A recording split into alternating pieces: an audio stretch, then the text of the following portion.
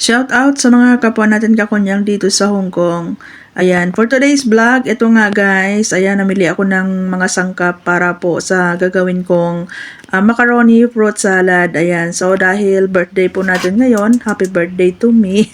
Ayan, so ayan guys, no, naisipan ko lang na magluto ng macaroni salad para naman kahit papaano ay maramdaman ko naman yung birthday ko. Ayan, so ayan guys, bumili ako ng fruit cocktail. Ayan, bumili ako ng macaroni. Tapos, nagdagdag ako ng isang pack ng nata de coco. Tapos, may condensed milk. Ayan, and merong mayonnaise. Tapos, dahil wala po akong mabili na all-purpose nestle cream. Ayan, so, ang binili ko po guys is yung yogurt. Ayan, okay naman pala siya, no? Tapos, hindi na ako nagdagdag ng asukal kasi 2 latang condensed milk yung pinili ko dyan guys. Ayan. So yun nga guys, no, dito ka sa Hong Kong, di mo mararamdaman yung birthday mo dito, lalong-lalo na guys kung weekdays yung birthday mo. Kung linggo, baka pwede kang lumabas, mag-enjoy kasama yung mga kaibigan, ramdam mo yung birthday mo.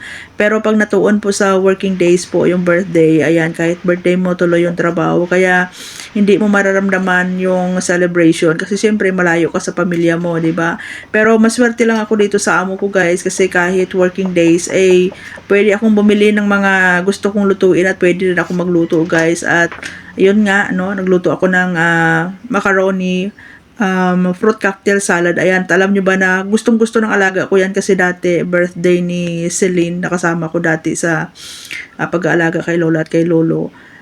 Nag-take home ako ng kanyang salad. So, natikman ni Moy Moy, nasarapan siya. So, ayan, no, nabanggit niya lang na gusto niya kumain ng salad kasi palagi ako nagluluto guys ng cheese macaroni. So, cheese macaroni salad, ayan, na isa sa paborito niya. So, sabi niya, gusto niya kumain ng salad. So, ayan guys, gumawa kami. So, wala nga pala dito yung amo ko kasi nasa out of the country siya. Ayan, so, pagkaluto ko ng salad, pagkagabi nung tumawag yung mami niya, nagchismis si Moy Moy na nagluto daw kami ng salad.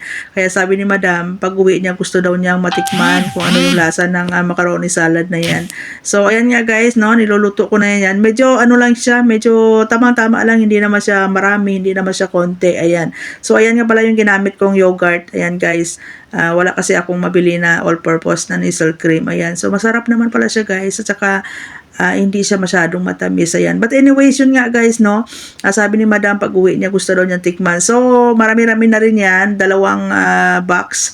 Diba? So, yung isang box dyan, yun yung kinakain namin. Yung isang box, tinira ko. Pero plano ko, lagyan ko siya ng mani kasi meron akong nabiling mani. Tapos, dikdikin ko siya at saka i-add dyan. So, yun nga guys, dahil wala rin akong mabiling cheese na bar. So, ginamit ko dyan is Parmesan cheese. Ayan. Tapos, yung cheese namin na manipis. Ayan, hiniwa-hiwa ko siya ng maliit at yan po yung ni-mix ko. Ayan, no? So, diskarte na lang talaga guys kasi wala talaga akong plano magluto niyan. Kasi kung plano ko, bumili ako doon sa Pinoy Store. Kompleto sila doon ng Ricardo's. Ayan. So, ayan na lang, no? Pero masarap naman siya kasi pinakain ko nga kay Lolo yan. Nagustuhan din po ni Lolo. Sabi niya, masarap daw. Kaya, araw-araw binibigyan ko siya ng isang small na, maliit lang na bowl. Ayan. And tuwang-tuwa naman yung matanda, guys. Ayan. So, ayan guys, no? Yan si Moy Moy kulit na alaga ko. Ayan. Tumutulong siya. Nanggugulo, hindi siya tumutulong. Ayan. O, nakikichismis pa siya. O, nagibulong-bulong pa siya. So, ayan na guys, yung aking finished product. Ayan. Cheese macaroni.